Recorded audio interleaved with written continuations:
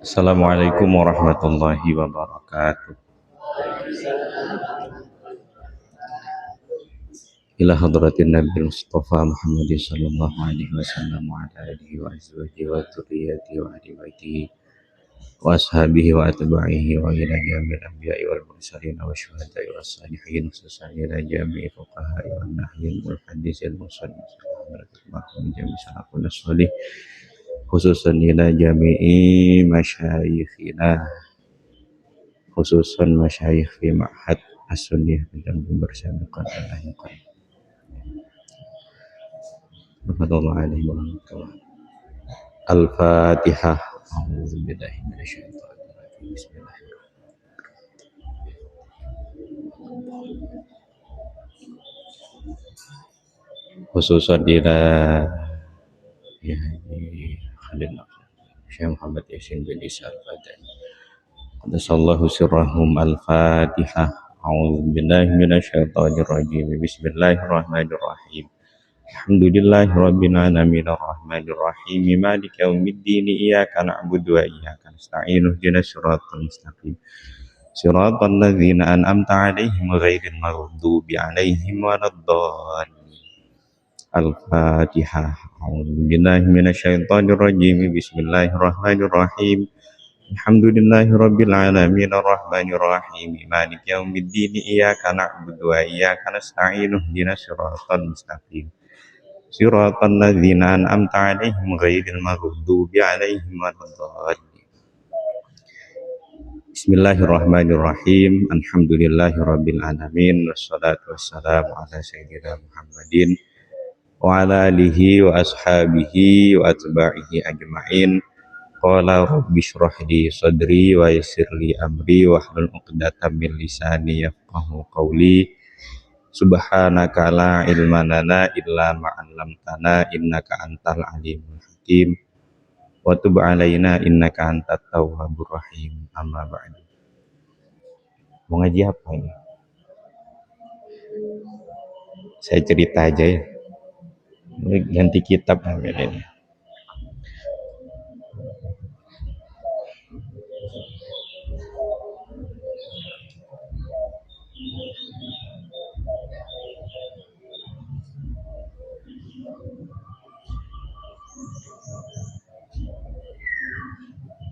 Manusia itu, langsung manusia.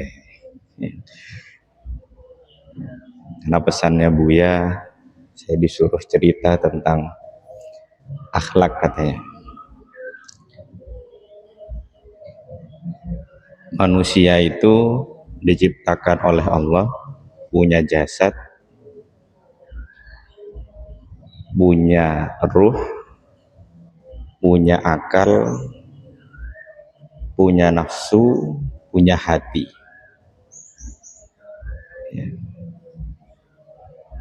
Jasad itu ya yang kita lihat ini.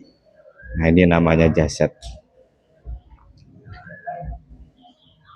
Sisanya ruh, akal, nafsu, hati. Nah, itu yang tidak bisa terlihat oleh mata. Oleh karenanya, sama seperti jasad kita yang dibesarkan oleh orang tua, dirawat oleh orang tua, yang nggak kelihatan itu juga butuh dirawat. Kan kita ketika kecil dirawat oleh orang tua, jadi bagaimana badannya bersih, bagaimana badannya sehat, bisa tumbuh dengan baik, ya, dihiasi dengan berbagai macam perhiasan. Kan kalau kan tubuh kita kan dihiasi macam-macam itu. Dihiasi pakaian, ya, supaya harum, dihiasi dengan pewangi. Nah, yang nggak kelihatan itu juga butuh dihias. Nah, hiasan bagi yang tidak tampak itu diantaranya itulah yang disebut dengan akhlak. Akhlak di antara ruh, nafsu, akal, dan hati ini banyak kemudian membahas atau urusannya seputar hati. Hati ini unik. Uniknya hati itu geraknya tidak bisa ditebak dan sangat di antara jasad dan hati itu yang paling geraknya mudah berubah-ubah. Yang awalnya A bisa jadi B. Jadi makanya ketika sampean melakukan sesuatu, misal ya mau ngambil barang seperti ini, nah ini kan ada geraknya. Nah, gerak hati itu lebih cepat daripada ketika kita ngambil barang atau dari kita melihat sesuatu. Karena yang unik ini, makanya hati ini seringkali jadi sumber yang kalau dia baik, kalau hatinya baik, orangnya jadi baik. Yang kalau hatinya tidak baik, ya kan? Idza soluhat jasadu kullu kadin. Kalau hatinya baik, maka seluruhnya akan baik. Nah, ini yang jadi seringkali kelewat.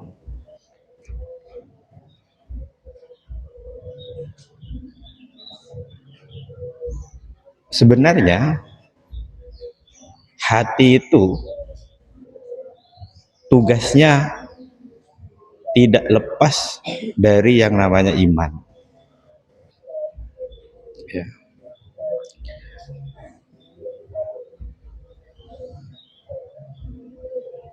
Maka ketika berbicara tentang geraknya hati, tugasnya mengimbangi dengan keimanan.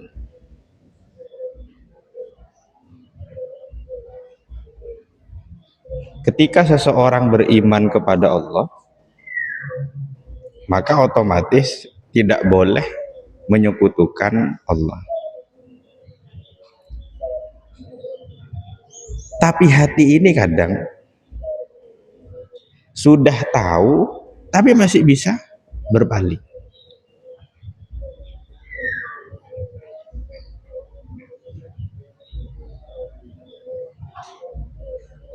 Ketika gerak hati itu diwujudkan dengan aktivitas-aktivitas, kegiatan-kegiatan yang bersinggungan dengan orang lain, nah itulah nanti yang disebut dengan adab. Kalau geraknya yang masih tidak terlihat disebut dengan akhlak. Kalau yang terlihat dan bersinggungan dengan orang lain itu disebut dengan adab. Akhlak dan adab akan saling mempengaruhi karena memang nggak bisa lepas antara batin dan yang zahir. Yang lebih susah adalah mendidik batin. Kenapa lebih susah mendidik batin? Karena gak terlihat tadi. Lalu mendidik yang terlihat saja susah, apalagi mendidik yang tidak terlihat. Nah, oleh karenanya untuk mendidik batin penting untuk mendidik juga zahirnya. Harapannya kalau zahir sudah terdidik, batinnya juga ikut terdidik. Karena untuk langsung mendidik batin gimana caranya? Kalian bisa membayangkan mendidik sesuatu yang nggak kelihatan, merawat sesuatu yang tidak kelihatan, menghias sesuatu yang tidak kelihatan. Kan gimana kita membayangkan itu ya? Karena susah untuk langsung secara langsung ke hati yang tidak terlihat itu.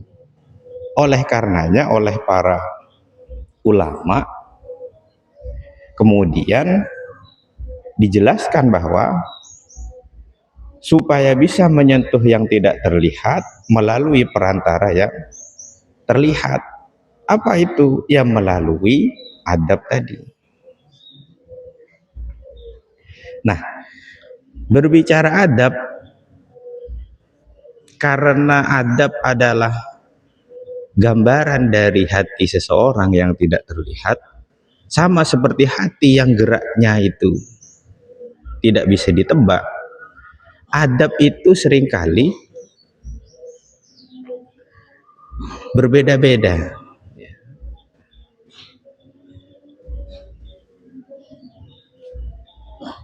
Kadang adab itu punya dua arti. Jadi satu adab punya dua arti. Contohnya apa? Kita diajarkan di pesantren, misal kalau di taklim itu kan, kalau berjalan jangan di depan gurunya. Nah, kan adabnya seperti itu. Tapi gimana misalnya sampean jalan di depan gurunya? Apakah itu berarti tidak beradab? Belum tentu. Belum tentu.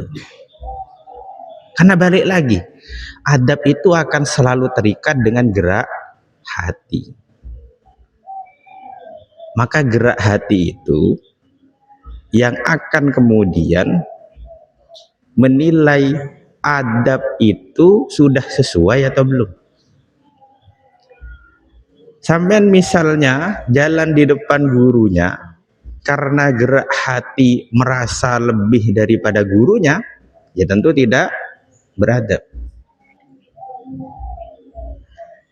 Tapi misalnya sampean jalan di depan gurunya dengan gerak hati ingin melindungi gurunya, siapa tahu ada bahaya, jadi sampean dulu yang menghadapi bahayanya, apa itu tidak beradab?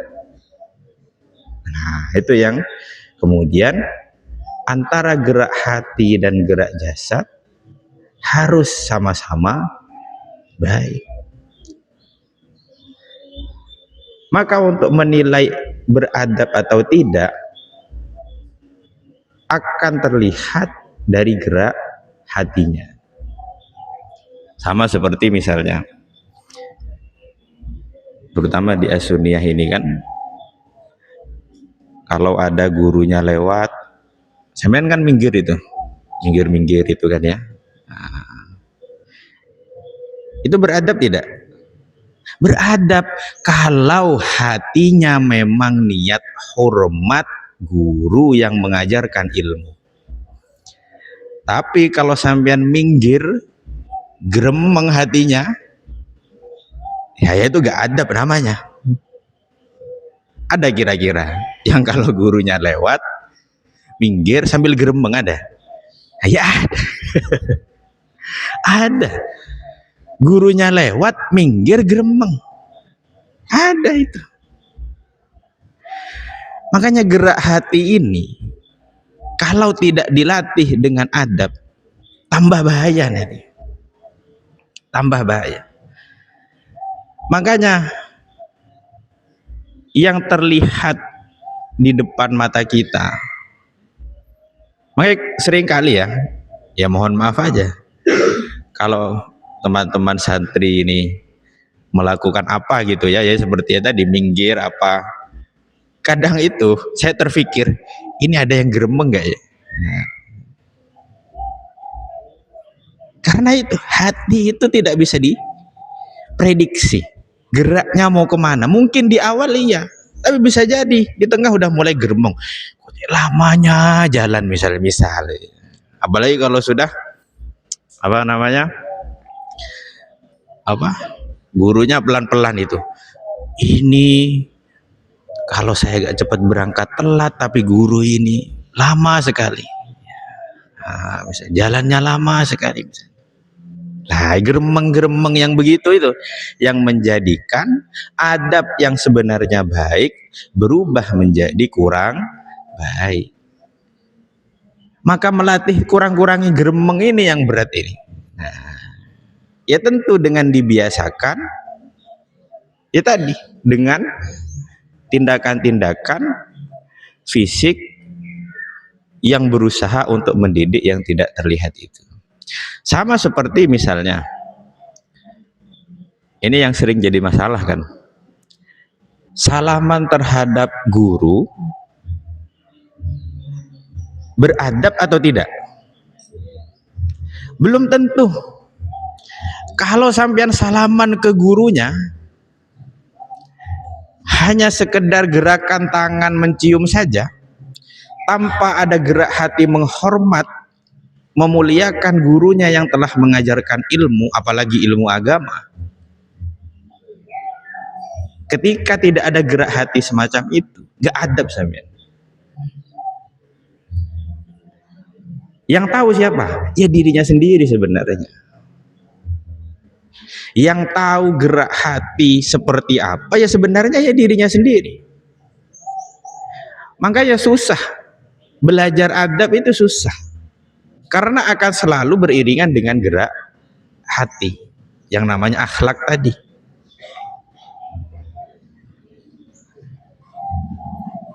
Oleh karenanya yang diajarkan di kitab taklim, yang diajarkan di kitab adab yang lain, itu tuntunan sesuai pengalaman dan keilmuan yang dimiliki oleh pengarangnya. Tapi yang menentukan apakah kemudian yang sampean lakukan itu, adab-adab yang sampean lakukan benar-benar beradab atau tidak, ya gerak hatinya itu. Ini yang saya khawatir.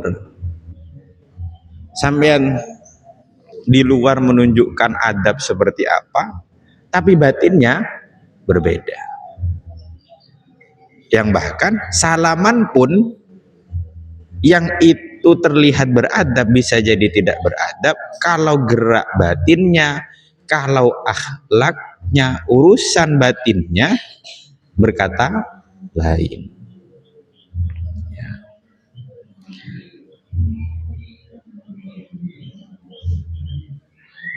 Banyak saya sering kali ketika terutama kalau di as-sunniyah ini itu kan misalnya kalau salaman kan posisinya kan sambil berarti betis ya. Nah, betisnya kan gini kan, jalan gini. Nah, kadang itu ini anak ini beneran begitu itu menghormat atau karena terpaksa ya? Itu yang rawan itu seperti itu. Sesuatu yang terlihat beradab hilang baiknya karena gerak hati yang berubah. Makanya menjaga hati agar tidak berubah dari yang awalnya sudah bagus menjadi kurang bagus, ini berat.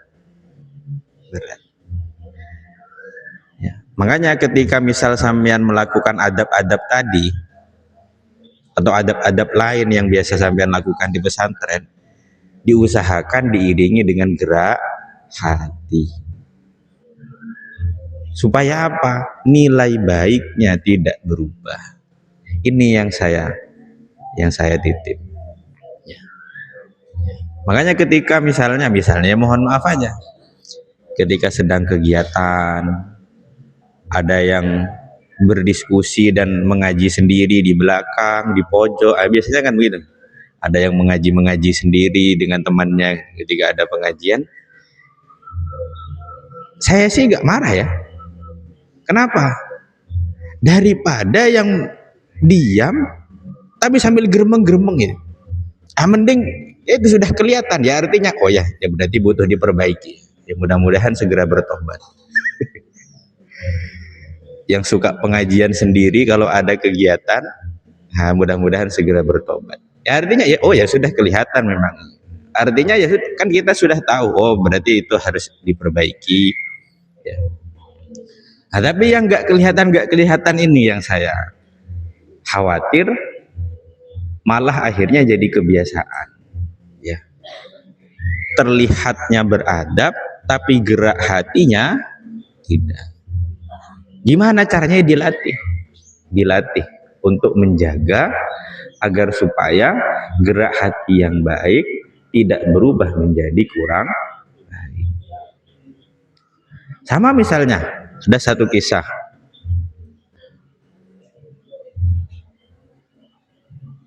Ada seorang syekh bertamu kepada seorang syekh yang lain. Ketika dia bertamu, dia melihat santrinya itu duduk di atas kepalanya gurunya. Bukan duduk seperti burung duduk di atas kepala, bukan. Maksudnya posisi duduknya lebih tinggi daripada gurunya.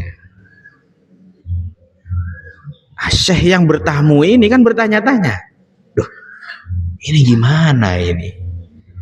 Kok ada murid duduk di posisinya lebih tinggi, ada di atas kepala gurunya, tapi dibiarkan sama gurunya?" Namun itu beradab tidak? Menurut syekh yang bertamu gak adab itu, gak adab. Akhirnya dia nanya kepada syekh yang posisi duduknya muridnya ada di atasnya itu, "Kenapa sampean ngajarkan santrinya adabnya raja?" Kan seakan-akan seperti raja itu. Kan raja digambarkan ada di atas dari rakyatnya. Nah, kan begitu gambarannya. Akhirnya si syekh yang ditamui ini itu ditanya tadi, "Kenapa sampean ngajarkan muridnya dengan adabnya raja, dengan duduk di atasnya sampean?" Apa jawabnya syekh yang ditanya itu? "Oh enggak, enggak. Apa yang ditampilkan di zahirnya menggambarkan apa yang ditampilkan di batinnya." Apa maksudnya? Ketika santri saya ini, ketika murid saya ini duduk di atas saya, hatinya juga bergerak bahwa tidak ada yang lain yang kemudian layak untuk ditinggikan selain Allah. Jadi gerak hati muridnya yang duduk di atas kepala gurunya bukan dalam rangka tidak menghormat gurunya, bukan. Tapi dalam rangka geraknya itu, kata si gurunya ini ceritanya, jadi murid saya itu melakukan itu bukan karena tidak mau menghormat memuliakan gurunya, tidak, tapi untuk dalam rangka bahwa tidak ada yang lain yang dimuliakan selain Allah. Yang paling mulia hanya Allah Subhanahu wa ta'ala. Beda misalnya kalau murid yang duduk di atas kepala gurunya gerak hatinya dalam rangka tidak menghormat dan tidak memuliakan gurunya. Nah, maka ini tadi, apa yang terlihat biasanya beradab bergantung pada gerak hati pelakunya. Nah, makanya seperti yang sedang berzikir dengan menunduk di depan saya ini, nah kan banyak ini. Nah, siapa tahu memang khusyuk mendengarkan. Ya kalau gerak hatinya khusyuk mendengarkan, alhamdulillah. Ya kalau gerak hatinya kebalikannya, ya wallahu a'lam. Jadi di kesampaian kan apa ya? sering belajar itu taklim, sekarang kan ganti apa itu? Apa kitabnya itu? Minhajul Muta'alim ataupun kitab-kitab adab yang lain. Diiringi dengan latihan untuk menguatkan gerak hati yang sudah baik agar tetap baik. Nah, berarti PR-nya itu sekarang. PR-nya adalah ya kita semua sebenarnya bagaimana menjaga niatan adab-adab tadi yang oleh para ulama diajarkan, dicontohkan dengan gambaran atau dengan bayangan, gerak hatinya juga mengikuti, benar-benar diamalkan sesuai yang diharapkan. Saya husnudzon bahwa semua adab-adab yang telah diajarkan itu dengan gambaran hatinya ikut. Nah, ini PR-nya sekarang. Gimana hatinya ikut terhadap adab yang telah diniatkan baik itu. Ya. Sama misalnya, nah ini makanya ketika ada yang bilang bahwa tidak boleh mencium tangan itu karena berarti menyekutukan kepada Allah, katanya. Iya, kalau gerak hatinya begitu ya menyekutukan kepada Allah. Saya sepakat, gak boleh kamu cium tangan gurunya menyekutukan Allah. Gak boleh. Gak boleh. Kamu mencium tangan gurunya kok niatnya menyekutukan Allah, gak boleh. Sepakat, gak ada yang berbeda pandangan tentang itu. Makanya gerak hati ketika mencium tangan gurunya itu juga perlu dijaga supaya tidak kemudian gerak hatinya menyekutukan. Sama misalnya, sebetulnya gak usah mencium tangan sih. Kamu minta kiriman orang tuanya, kok meyakini bahwa yang memberikan kamu uang atau uang itu didapat dari orang tuanya saja, tanpa meyakini bahwa itu semua berasal dari Allah Subhanahu wa Ta'ala, ya itu juga gak benar itu. Itu loh, kamu nelpon orang tuanya, Pak, Bu, butuh ini. Itu kalau niatnya kok merasa butuh pada yang lain selain Allah dan merasa bahwa yang memberikan adalah yang lain selain Allah, itu juga salah itu. Balik lagi, mana yang berbahaya? Ketika gerak batin sudah bergerak mengarah pada hal-hal yang tidak baik, berbeda dengan niatan asalnya. Yaitu saya rasa saya itu yang penting untuk diingat ya, untuk diingat-ingat bahwa gerak-gerak adab, gerak-gerak jasad yang telah diajarkan di pesantren harus diiringi dengan gerak batin yang baik. Yang mudah-mudahan zahir kita baik, batin kita juga baik. Amin ya rabbal alamin. Terakhir, seperti yang tadi sudah dibahas, bahwa tetap berusaha untuk jangan sampai keimanan kita kepada Allah berkurang atau berubah.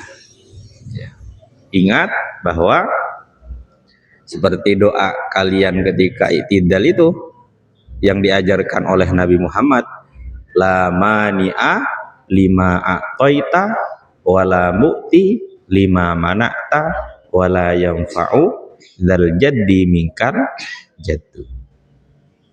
Hanya Allah yang bisa mengadakan sesuatu dan mencegah sesuatu, dan tidak ada yang lain yang memberikan manfaat melainkan yang memberikan manfaat hanya Allah Subhanahu wa Ta'ala. Bukan ilmu kamu, bukan harta kamu, ataupun yang lain. Yang memberikan manfaat adalah Allah Subhanahu wa ta'ala. Nah ini yang juga harus selalu diingat. Ya sudah, saya rasa itu untuk diingat-ingat. Ya mudah-mudahan kita semua selamat di dunia, selamat di akhirat, dijadikan anak-anak yang solih, dan kelak mendapatkan anak-anak yang solih dan solihah. Al-Fatihah.